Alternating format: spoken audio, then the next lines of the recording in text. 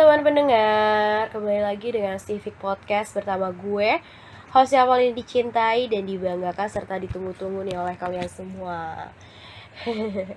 BTW kali ini gue gak sendirian loh, ada yang nemenin nih.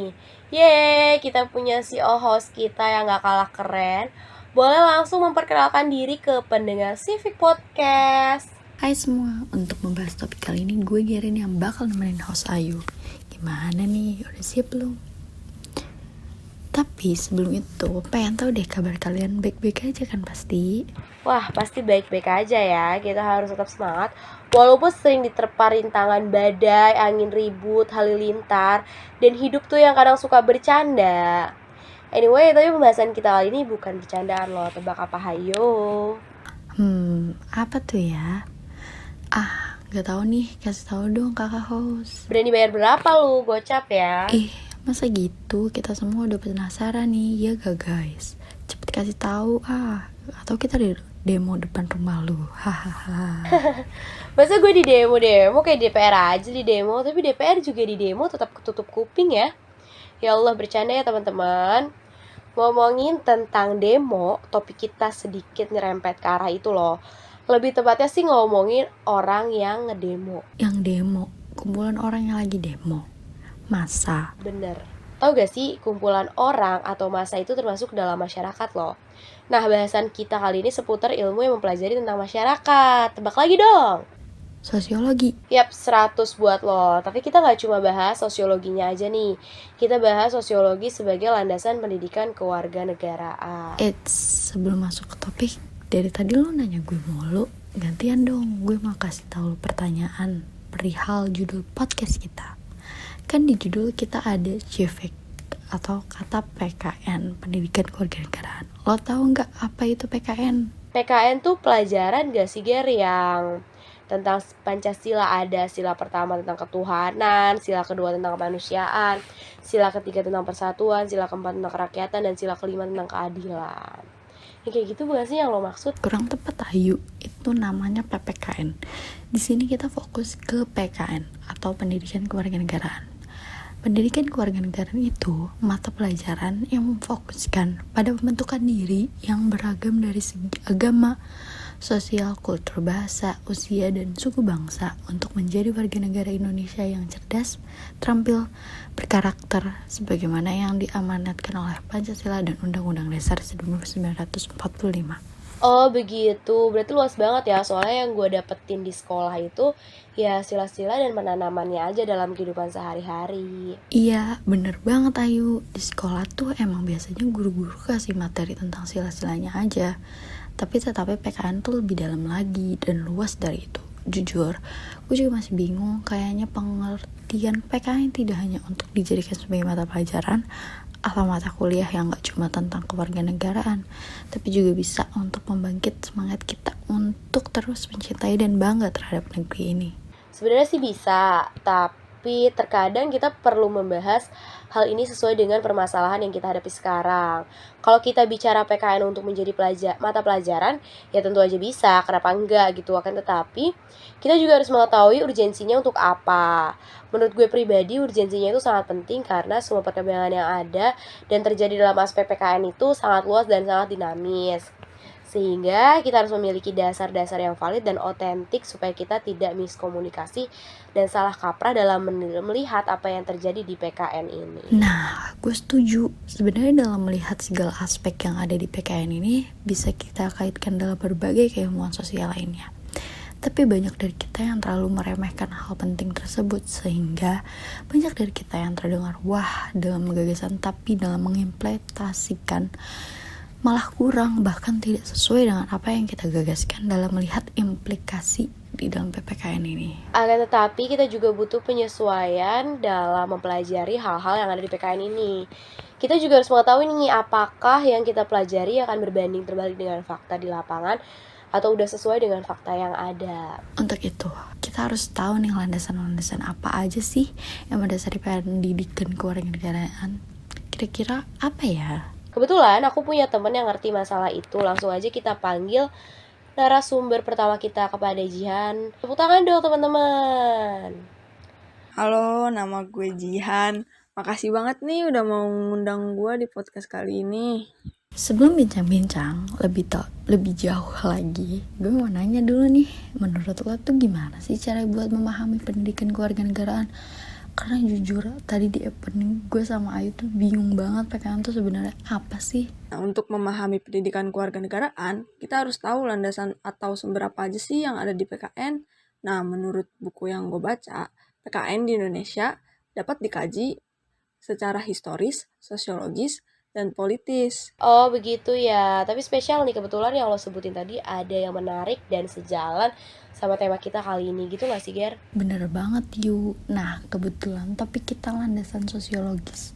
Apa sih landasan sosiologis itu Han? Landasan sosiologis adalah pertimbangan atau alasan yang menggambarkan bahwa peraturan yang dibentuk untuk memenuhi kebutuhan masyarakat dalam berbagai aspek, serta menyangkut fakta empiris mengenai perkembangan masalah dan kebutuhan masyarakat serta negara.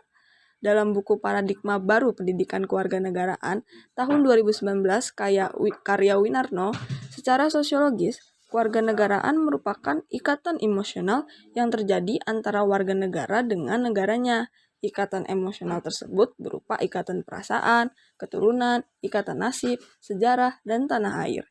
Ikatan yang terjalin ini tidak bersifat legal, resmi, atau disahkan di mata hukum, karena ikatan emosional ini hanya bisa terjadi dan didapat dari penghayatan orang yang bersangkutan.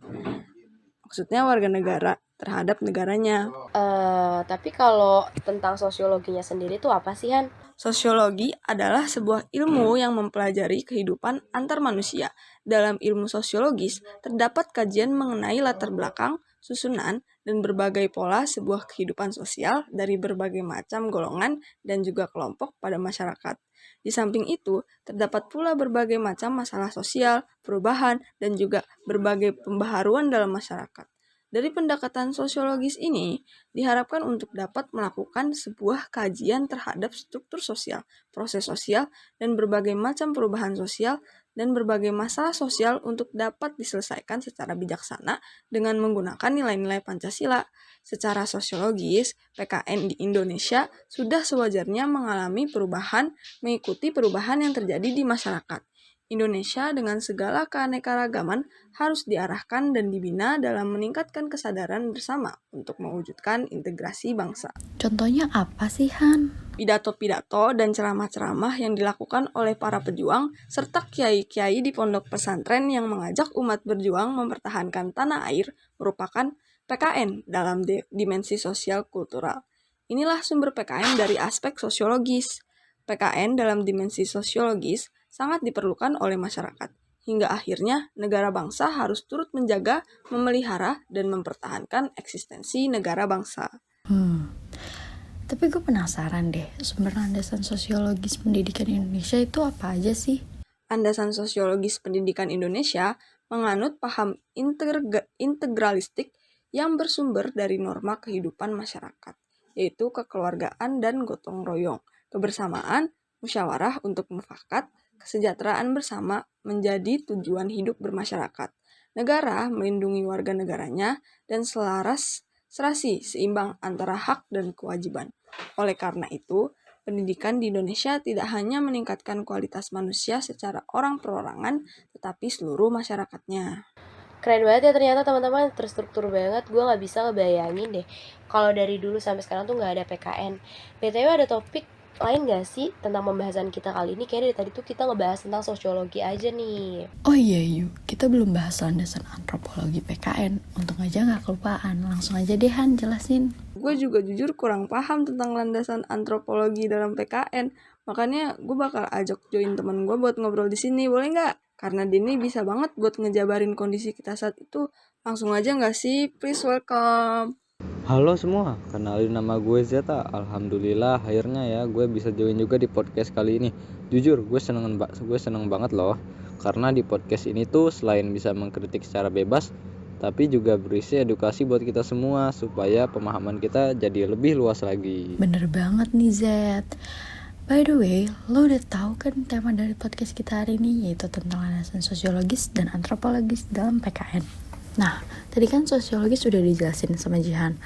Boleh dong sekarang lo jelasin antropologi itu apa sih? Walah, itu mah gue udah hatam banget. Jadi secara harfiah dalam bahasa Yunani, kata antropos berarti manusia dan logos berarti studi. Jadi antropologi adalah suatu disiplin berdasarkan rasa ingin tahu manusia hanya dibatasi oleh manusia.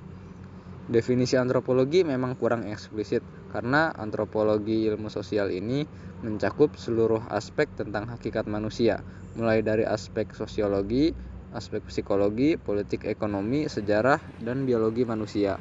Luar biasa banget ya, sangat lengkap penjabarannya. Tapi gue masih bingung nih, ada kaitan apa sih antropologi sama PKN? Karena kan kita lagi ngebahas tentang landasan antropologi dalam PKN. Nah, itu dia yang mau gue jawab, di mana dalam hal ini antropologi dimaknai dengan mempelajari tentang bagaimana cara memahami manusia dengan berbagai falsafah dan tata cara kehidupannya masing-masing. Sehingga ilmu antropologi disederhanakan sebagai sebuah kajian ilmu yang mempelajari tentang proses transformasi kehidupan manusia dengan berbagai keanekaragamannya, baik itu pola kehidupan ditinjau dari segi perilaku, budaya, dan lain sebagainya. Kaitan PKN adalah ketika PKN tidak menggunakan landasan antropologi ini, maka dari itu kita tidak bisa memahami berbagai keberagaman yang ada. Perlu kita ketahui bahwa Indonesia merupakan negara multikultural, di mana dalam hal ini Indonesia merupakan negara yang beragam, mulai dari kebudayaan, adat istiadat, agama, suku, budaya, dan ras. Nah, ketika PKN ini tidak berlandaskan kepada landasan antropologi, di mana antropologi merupakan ilmu yang mempelajari tentang hakikat manusia, maka akan terjadi pemberontakan di mana-mana. Terjadi pecah belah antar perbedaan yang ada. Wow, luar biasa banget ya. Luas banget cakupan landasan antropologi yang ada dan sangat berdampak nih teman-teman jika kita belajar PKN, tapi nggak berlandasan dengan landasan antropologi. Masih kurang gak sih bahasannya? Lagian juga podcast belum 15 menit. Bahas apa lagi ya? Iya nih Ger lah, ya udah kita panggil aja kalian narasumber selanjutnya untuk ngejelasin tentang landasan antropologis di PKN dengan lebih rinci lagi. Silahkan kepada narasumber ketiga dan keempat memperkenalkan diri kepada pendengar Civic Podcast kita kali ini. Halo semua. Wih, kayaknya bahasannya pada seru-seru banget nih. Jujur ya, gue seneng banget loh bisa join di podcast ini. Apalagi kita membahas dan ngomongin tentang perihal permasalahan PKN yang berlandaskan sosiologi dan antropologi. Iya nih, seru banget ya sis kayaknya. Apalagi host dan CEO hostnya seru abis dan semangat banget. Halo, luar biasa banget nih semangatnya bapak-bapak. Tapi perihal tadi kata narasumber 3, itu tuh benar banget ya. Tapi sayangnya hal tersebut udah dijelasin sama narasumber 1 dan 2 kita nih. Huhuhu. Jangan sedih dulu, gue masih punya pertanyaan nih. Barangkali Rudy sama Fatwa bisa jawab. Hitung-hitung manjangin durasi. Wih, Gerin keren ya, haus pengetahuan banget tuh. Apa tuh pertanyaannya, Ger? Haus pengetahuan ya, bukan haus kasih sayang karena doi gak peka-peka. Bukan haus keadilan juga ya, kayak warga plus 62. Bercanda ya. Udah langsung ke pertanyaannya aja, apa tuh, Ger? Oke, masih tentang landasan antropologi nih. Jadi gue penasaran, apa sih hal-hal yang harus diperhatikan dalam implikasi landasan antropologi? Siapa nih yang mau jawab? Boleh deh gue jawab. Jadi, hal-hal yang harus diperhatikan dalam implikasi landasan antropologi itu ada 3 nih. Identifikasi kebutuhan belajar masyarakat, keterlibatan partisipasi masyarakat, dan pemberian pendidikan kecakapan hidup. Identifikasi kebutuhan masyarakat ini bersumber dari informasi masyarakat sekitar. Masyarakat tersebut terdiri dari tokoh masyarakat, baik secara formal maupun informal, tokoh agama, dan perwakilan masyarakat kelas bawah. Hal ini bertujuan untuk memperoleh informasi dan data yang dijadikan bahan pengembangan kurikulum. Kemudian, setelah mengidentifikasi kebutuhan belajar, maka masyarakat akan terlibat berpartisipasi dan ikut serta dalam merancang kurikulum, menyediakan sarana dan prasarana, menentukan narasumber sebagai fasilitator, dan ikut menilai hasil belajar. Terus yang ketiga, pendidikan kecakapan hidup yang merupakan pendidikan dalam bentuk pemberian keterampilan dan kemampuan dasar pendukung fungsional membaca, menulis, berhitung, memecahkan masalah, mengelola sumber daya, bekerja dalam kelompok, dan menggunakan teknologi. Gimana, Ger? Udah menjawab kah? Udah, makasih banyak loh. Wah, setelah dengar penjelasan dari Bang Rudi, gue jadi penasaran penerapan landasan antropologi dalam pendidikan saat ini tuh gimana sih? Boleh dong Bang Fatwa buat ngejelasin? Oke, penerapan landasan antropologi dalam pendidikan saat ini bisa melalui model pembelajaran berbasis budaya lokal, model pembelajaran karya wisata, dan pembelajaran melalui modeling.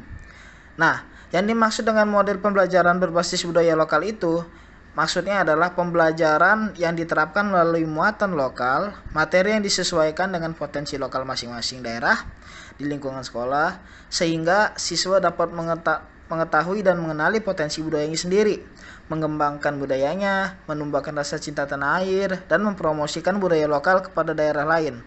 Sedangkan metode pembelajaran karya wisata, itu artinya guru harus mengajak siswa ke suatu tempat untuk mempelajari sesuatu dalam rangka pembelajaran di sekolah. Metode ini sangat berguna bagi siswa untuk membantu mereka memahami kehidupan yang nyata dan sesuai fakta yang ada dalam lingkungan beserta segala masalahnya. Misalnya, siswa diajak ke museum atau ke kantor, percetakan, bank, pengadilan, atau ke suatu tempat yang mengandung nilai sejarah atau kebudayaan tertentu. Nah, yang terakhir, pembelajaran dengan modeling ini adalah metode pembelajaran yang dengan menggunakan metode model sebagai objek belajar perubahan tingkah laku yang kemudian ditiru oleh siswa. Modeling ini bertujuan untuk mengembangkan keterampilan fisik dan mental siswa. Ya ampun, rinci banget ya Pak ngejelasinnya. Alhamdulillah ya, kita jadi bisa tahu kan bagaimana landasan antropologis dengan lebih rinci. Gimana nih teman-teman pendengar Civic Podcast, kira-kira sampai sini udah pada paham ya? Paham lah ya apa itu landasan sosiologis dan antropologi dalam pendidikan kewarganegaraannya. Sebelum podcastnya dicukupkan, mohon izin untuk nyimpul ini ya kawan-kawan sekalian. Jadi intinya tuh landasan sosiologi dan antropologi dalam PKN itu sangat berguna banget. Karena kita dapat mengetahui karakteristik setiap orang yang ada, ditambah Indonesia saat ini adalah negara yang multikultur. Yang artinya negara Indonesia memiliki berbagai keragaman yang ada seperti perbedaan agama, adat istiadat, suku bangsa, dan masih banyak lagi keberagaman yang ada. Itu artinya kita harus bisa menerima perbedaan yang ada, keragaman yang ada, serta saling menghargai dan menghormati sesama manusia. Dengan keragaman yang ada itu justru membuat kita bangga juga nih sebagai bangsa Indonesia. Kapan lagi kan negara Indonesia dijuluki sebagai negara yang sangat kaya, terbuka, dan sangat nyaman untuk ditinggali lah gitulah.